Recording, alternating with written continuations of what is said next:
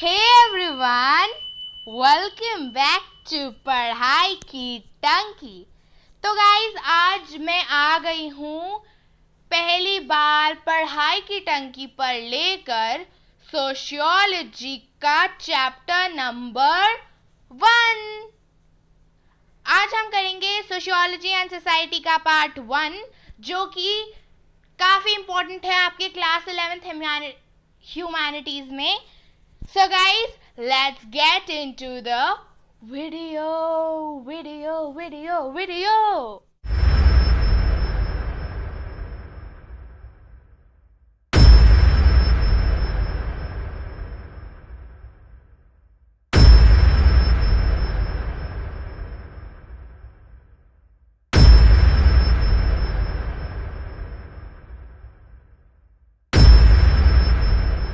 तो यार अब हम देखते हैं हमारा सोशियोलॉजी एंड सोसाइटी का इंट्रोडक्शन। तो पीपल, आपने ना अपनी लाइफ में अपने आसपास काफ़ी सारे ऐसे फ्री लोग देखे होंगे, मतलब जो फ्री घूमते रहते हैं, जिनको ज़्यादा कोई काम धंधा होता नहीं है। उनका ना एक फेवरेट काम उनका फेवरेट टाइम पास ये होता है स्कूल के बच्चों को या फिर कॉलेज के बच्चों को फ्री की एडवाइस देना। ऐसे लोग आपको दुनिया के कोने कोने में मिल जाएंगे। ठीक है, अब हम समझेंगे कि उनकी एडवाइस क्या होती है, क्यों होती है और किस किस टाइप की होती है ना। So let's begin. Suggestions often made to students are as follows. Study hard and you will do well in life. ढंग से पढ़ लो वरना ना तुम्हारी ज़िंदगी में कुछ नहीं होने वाला। यार ये तो ना आपने किसी ना किसी मोड़ पर अपनी लाइफ में ज़रूर ही सुना होगा, मतलब लिख कर ले लो। If you do this subject और set of subjects you will have better chance of getting good job in future. यार ये देखो, ये तो पर्सनली मैं अपने खुद के एक्सपीरियंस से बता रही हूँ। ये तो मेरे साथ इतना हुआ है ना, जब भी मैं किसी को बताती थी ह्यूमैनिटीज़ ले रही हूँ मैं, कोई भी आंटी अंकल जो भी सामने होता था, बेटा ह्यूमैनिटीज़ क्यों ले रही हो, तुम तो पढ़ाई में अच्छी हो, क्या ज़रूरत है, साइंस या कॉमर्स ले लो ना। भाई इंटरेस्ट मेरा ह्यूमैनिटीज़ में, मैं साइंस या कॉमर्स लेकर क्यों करूं।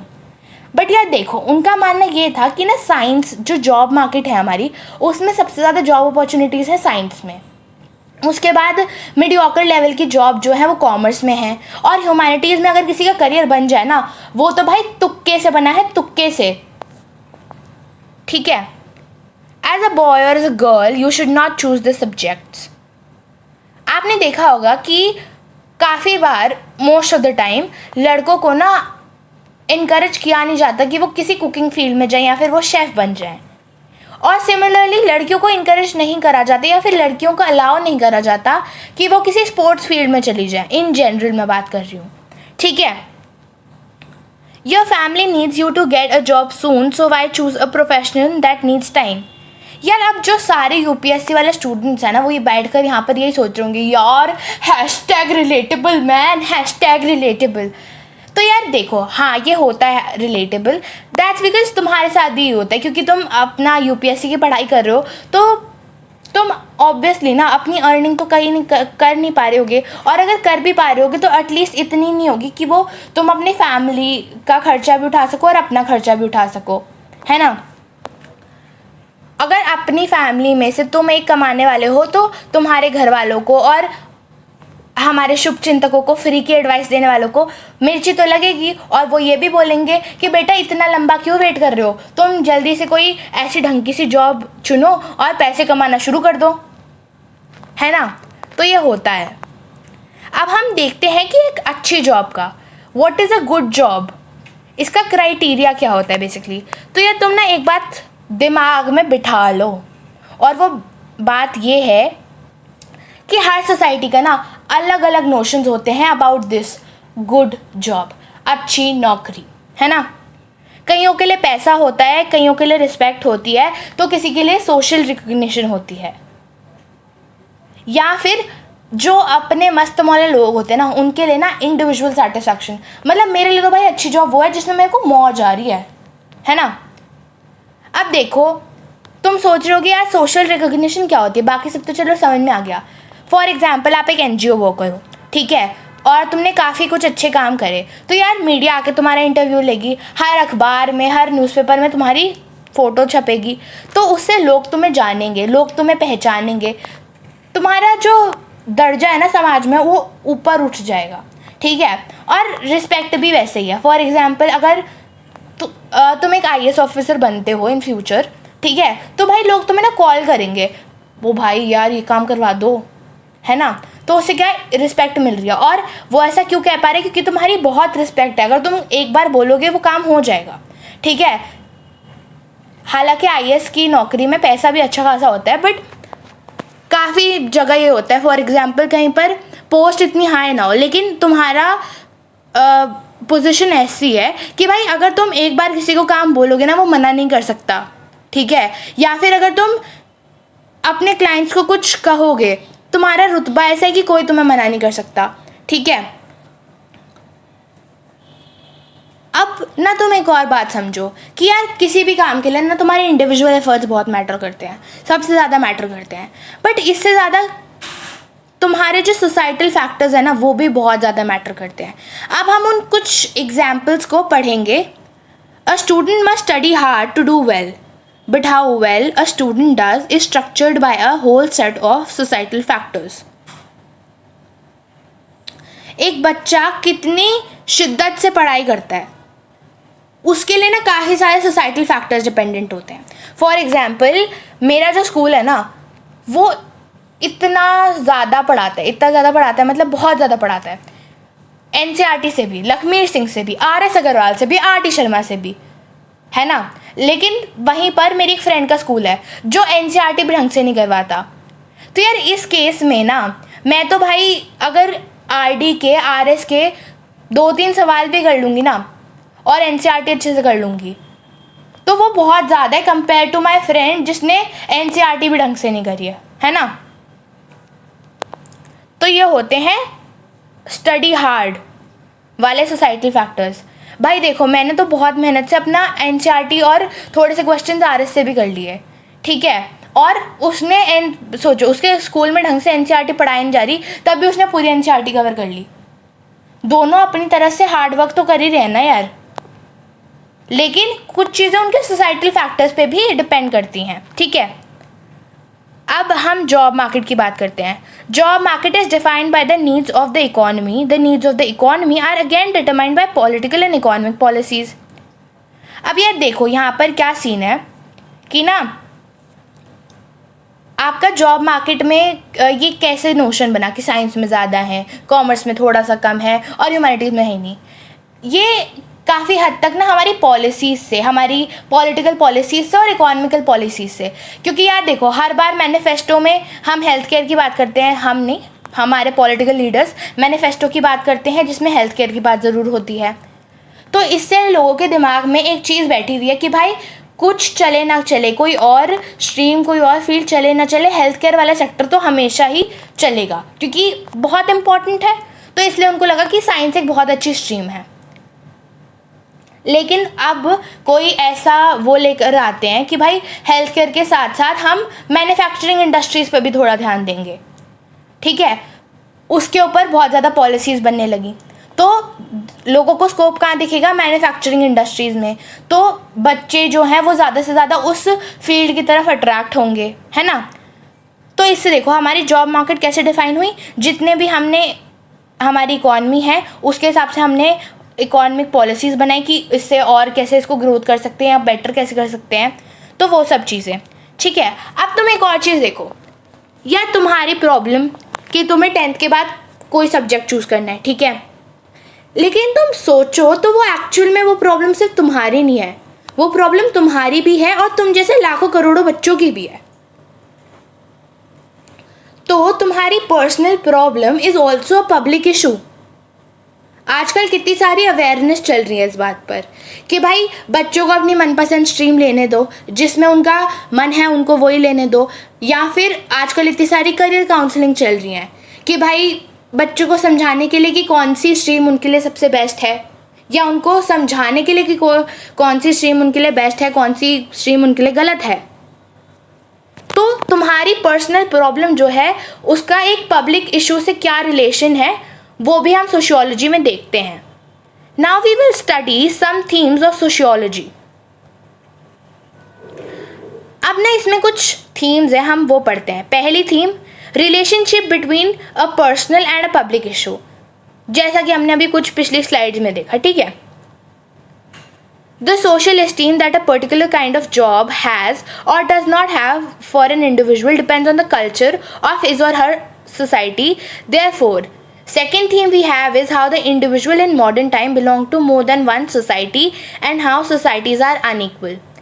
अब यार तुम एक चीज़ देखो, फॉर एग्जाम्पल एक जॉब में 50% की सोशल एस्टीम है, ठीक है। तो अब मेरे लिए, जो कि मैं एक हमेशा से एक मिडिल क्लास फैमिली में बिलोंग करी हूँ, ठीक है, मेरे लिए यार 50% वाली जो वो है ना, वो काफ़ी एवरेज है, अच्छी है। लेकिन उसी तरफ अगर कोई गरीब आदमी है जिसने ज़्यादातर अपनी सेल्फ रिस्पेक्ट को पीछे छोड़कर काम करा है, पापी पेट का सवाल है, तो वो कुछ भी काम कर सकते हैं उसके लिए, तो वो क्या करेंगे, उनको वो जो 50% है ना, वो भी बहुत लगेगा। लेकिन दूसरी तरफ कोई ऐसा इंसान है जिसके फादर के सामने पूरी दुनिया, लिटरली हज़ारों लोग सलाम ठोकते थे, उसके लिए यार 50% सोशल एस्टीम बहुत कम है, बहुत कम है, मतलब बहुत ज़्यादा कम है। तो इससे हमें देखो क्या क्या फ़र्क आ रहा है सोसाइटी में। और तुम ना एक और चीज़ नोटिस करो, आजकल तुम सिर्फ एक सोसाइटी से तो बिलोंग नहीं करते ना, तुम कितनी सारी सोसाइटी से बिलोंग करते हो। तुम किस फ्रेंड सर्कल में हो, तुम्हारे पेरेंट्स का फ्रेंड सर्कल क्या है, तुम्हारे फैमिली रिलेशंस कैसे हैं, मतलब तुम्हारे मौसा मौसी, तुम्हारे मामा मामी, उनसे कैसे रिलेशन है तुम्हारे, ठीक है, या फिर तुम्हारे आसपास कैसे लोग रहते हैं, है ना। तो तुम अलग अलग सोसाइटी से बिलोंग करते हो एक पर्टिकुलर टाइम पे, specially in this modern era. और कैसे कुछ सोसाइटीज़ अनइक्वल हैं, फॉर एग्जांपल एससीज, एसटीज़, और फिर बाकी जो हमारी नॉर्मल कास्ट होती हैं, और उसके बाद जैसे कि ब्लैक पीपल वर्सेस वाइट, ये सारी चीज़ें, है ना। तो ये जो सारी चीज़ें हैं ना, इन्होंने हमारी सोसाइटी को कहीं ना कहीं अनइक्वल बना दिया है। Third, this chapter introduces sociology as a systematic study distinct from philosophical, religious reflections as well as our everyday common sense observations about society. ठीक है, तो यार इस चैप्टर में वो क्या बता रहा है कि सोशियोलॉजी जो है ना, वो हम उसको पढ़ते हैं एज ए सिस्टमैटिक सोसाइटी। लेकिन जब हम सिस्टमैटिक सोसाइटी की बात करते हैं ना, हम उसमें फिलोसफिकल और रिलीजियस रिफ्लेक्शंस की बात नहीं करते, ठीक है, और ना ही हम हमारे कॉमन सेंस ऑब्जर्वेशंस पे सोसाइटी को स्टडी करते हैं। Fourth, this distinct way of studying society can be better understood if we look back historically at the intellectual level and material context within which sociology was born and later grew. यार देखो, अब ना इसमें ही कह रहा है कि हम ना इंटेलेक्चुअल लेवल पे भी उसको स्टडी करते हैं और मटीरियलिस्टिक कॉन्टेक्स्ट भी जो थे। फॉर एग्जाम्पल हम सोशियोलॉजी को ऐसे भी पढ़ते हैं कि ना सोशियोलॉजी हमारे इंटेलिजेंस के हिसाब से कैसे इंटरप्रिटेट हो सकती है, और जो मटेरियल कॉन्टेक्स्ट है हमारे पास, जो हमारे पास मटीरियलिस्टिक फाइंडिंग्स आई हैं, हम उसके हिसाब से सोशियोलॉजी को कैसे पढ़ सकते हैं, कैसे सोशियोलॉजी इन दोनों चीज़ों पर डिपेंड होकर आई और कैसे सोशियोलॉजी ग्रो कर रही है इन दोनों चीज़ों के साथ, है ना। Fifth, we look at the global aspect and the manner in which sociology emerged in India. Therefore, it is important for us to know its history. अब देखो, अब हम इसमें हिस्ट्री भी पढ़ते हैं कि सोशियोलॉजी ग्लोबली कैसे इवॉल्व हुई और सोशियोलॉजी इंडिया में कैसे इवॉल्व हुई। अब हम बात करेंगे हमारी सबसे पहली थीम की थोड़ी सी डिटेल में, the sociological imagination, the personal problem and public issue. यार आपको ये तो समझ में आ गया होगा कि हम इसमें पर्सनल प्रॉब्लम और पब्लिक इशू के रिलेशन की बात करेंगे, लेकिन यार ये सोशियोलॉजिकल इमेजिनेशन क्या है। तो अब हम वो समझते हैं कि what is sociological imagination. Sociological imagination is the capacity to shift your perspective. ठीक है, अब ना थोड़ा सा तुमने कोई भी ऐसी मूवी का ध्यान रखो जिसमें ना ये डायलॉग था, तुम खुद को मेरी जगह रख कर देखो, तुम्हें पता चल जाएगा कि मैं सही थी या गलत। अब देखो, समझो इस बात को कि फॉर एग्जाम्पल एक सिचुएशन है, ठीक है, तुम एक सिचुएशन में एक इंसान को कह रहे हो कि तुमने जो किया ना भाई वो बहुत गलत था, लेकिन वो बंदा अपने डिफेंस में ये कह रहा है कि अच्छा तुम्हें लगता है मैंने गलत करा, अपने आप को ना मेरी जगह रखकर देखो, तब तुम्हें पता चलेगा कि मैंने सही करा या गलत करा। ठीक है, ये होता है सोशियोलॉजिकल इमेजिनेशन। तो इसीलिए जब भी आप सोशियोलॉजी पढ़ते हो ना, सोशियोलॉजिस्ट का ये कहना है कि कोई भी सिचुएशन में जिसमें भी आप ह्यूमंस को स्टडी कर रहे हो एज देयर सोशल बीइंग्स, तो अपने आप को उनकी जगह रखकर देखो, तुम्हें समझ में आएगा कि why these human beings, why these social beings reacted in this particular manner. ठीक है, अब सी राइट्स मिल एक भाई साहब हैं जिनका विजन ये कहता है कि जो सोशियोलॉजिकल इमेजिनेशन है वो हमें हेल्प करता है कि हम पर्सनल और पब्लिक इशू के बीच में रिलेशन कैसे इस्टेब्लिश कर सकें। ये सोशियोलॉजी की हिस्ट्री, बायोग्राफी ग्रास्प करता है और रिलेशनशिप फाइंड करता है between the personal problem and the public issue. The sociological imagination work is between the personal troubles of the milieu and the public issue of social structure। अब यार देखो, तो मैं ना थोड़ा सा एक्स्ट्रा ज्ञान दे देती हूँ, और वो एक्स्ट्रा ज्ञान ये है कि ये जो वर्ड है ना MILIEU, इसको हम करते हैं प्रोनाउंस करते हैं मलियू, नॉट मिलियू। ठीक है, मुझे भी पहले ऐसा लगता था मिलियू होता है, but it's not milieu, it's milieu. ठीक है, मलियू का मतलब बेसिकली ये होता है कि आपका वर्क एनवायरनमेंट, आपका घर का एनवायरनमेंट, बेसिकली आप जहाँ पर भी रहते हो आपका उस आसपास का एनवायरनमेंट कैसा है। ठीक है, the personal troubles of the milieu and the public issue of social structure, इन दोनों टर्म्स को हम समझते हैं क्योंकि जो सोशियोलॉजिकल इमेजिनेशन है ना, ये इन दोनों चीज़ों के बीच में ही काम करती है। जैसा कि आप समझ ही गए होगे कि जहाँ पर भी मैं काम कर रही हूँ या जहाँ पर भी मैं रहती हूँ, जहाँ पर भी मैं अपनी लाइफ का सबसे ज़्यादा टाइम स्पेंड करती हूँ, वहाँ के पर्सनल ट्रबल्स क्या हैं। ठीक है, और public issue of social structure, for example दंगे फसाद। ठीक है, हमारे सोशल स्ट्रक्चर में क्या है, डाइवर्सिटी है, तो डाइवर्सिटी की वजह से कई बार दंगे फसाद हो जाते हैं। ये एक बन गया public issue of social structure. अब आप देखो तो इसके बीच में ना एक रिलेशन भी है। अगर दंगे फसाद होते या कोई लड़ाई होती है, आप एक वॉर ले लो, तो यार क्या होता है, जो कोई भी नॉर्मल 9 to 5 जॉब करने वाला इंसान है वो वॉर में शामिल हो जाता है, रॉकेट लॉन्चर बन जाता है ना। और काफ़ी सारी फैमिलीज ऐसी होती है जो अपना काफ़ी विमेन अपने हस्बैंड लॉस कर देती है, काफ़ी बच्चे अपने फादर लॉस कर देते हैं, तो वो सारी चीज़ें हो जाती हैं, है ना। तो एक पब्लिक इशू की वजह से जो हमारे पर्सनल प्रॉब्लम है वो शुरू हो गई, या फिर एक पब्लिक इशू की वजह से कैसे पर्सनल प्रॉब्लम क्रिएट हो गई। ठीक है, The facts about the success and the failure of individual men or women, for example, a society is industrialized, peasants became workers, a feudal lord is liquidated or becomes a businessman। अब यार देखो, जब industrialisation हुई तब क्या हुआ, क्योंकि ना ये जो दुनिया है, ये जो हमारा इंडिया है, ये बार बार ना चेंज होता रहता है। मतलब यहाँ पर ना कोई भी चीज़ एकदम ऐसे कांस्टेंट नहीं रहती।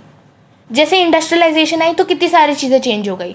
जो हमारे पीजेंट थे यानी कि फार्मर्स थे, वो वर्कर्स बन गए क्योंकि वो इंडस्ट्रीज़ में काम करने लग गए। जो हमारे फ्यूडल लॉर्ड्स थे, ज़मींदार थे, वो क्या करने लगे, वो उन फैक्ट्रीज़ के, उन इंडस्ट्रीज़ के मालिक बन के बैठ गए। ठीक है, तो वो बिजनेसमैन बन गए, उनके पास बहुत ज़्यादा पैसा आ गया। लिक्विडेटेड का मतलब ये होता है पैसा आना। प्लूरैलिटीज़ एंड इनइक्वालिटीज़ अमंग सोसाइटीज़, हमारी थीम 2। यार देखो, इस कंटेम्प्रेरी वर्ल्ड में, इस मॉडर्न वर्ल्ड में हम एक सेंस में ना काफ़ी सारी सोसाइटी से बिलोंग करते हैं। फॉर एग्जाम्पल मैं US गई और मैंने वहाँ पर किसी फॉरेनर के सामने बोल दिया आर सोसाइटी, उससे क्या लगेगा, मैं बात कर रही हूँ हमारी कंट्री की, है ना, आर इंडिया की बेसिकली। तो मैं यही चीज़ अगर इंडिया में जाके बोलूँ तो मैं जिस भी सोसाइटी से, जिस भी कम्युनिटी से बिलोंग करती हूँ, फॉर एग्जांपल मैं मिडिल क्लास हूँ, तो वो कैसा समझ में आएगा कि मिडिल क्लास सोसाइटी की बात कर रही हूँ मैं यहाँ पर, क्योंकि यार देखो यहाँ पर ना जो हमारी इंडिया है यहाँ पर बहुत ज़्यादा डाइवर्सिफिकेशन है, इतने सारे लिंग्विस्टिक ग्रुप्स हैं, एथनिक कम्युनिटीज़ हैं, रिलीजियस और कास्ट रिलीजियस बेसिस पे people are divided among different societies, caste के बेसिस पे tribal society we have in our country. तो उससे क्या लगेगा, अगर मैं फॉर एग्जांपल मैं एक ट्राइबल कम्युनिटी से बिलोंग करती हूँ, आर सोसाइटी में बोल रही हूँ, मैं एक ट्राइबल सोसाइटी से बिलोंग करती हूँ, है ना। This diversity makes deciding which society we are talking about difficult. अब मैं सीधा ऐसे बोल दूँगी I belong from this society, या this is my society, this is our society. तो आर सोसाइटी इस सब से ना पता नहीं चल रहा जब तक कि हम मेंशन ना करें कि हम किस चीज़ की बात कर रहे हैं। क्यों? क्योंकि हमारे पास बहुत ज़्यादा डाइवर्सिटी है। अब हम ना एक सत्यजीत राय हैं जो कि बहुत बड़े फिल्म मेकर हैं, है ना।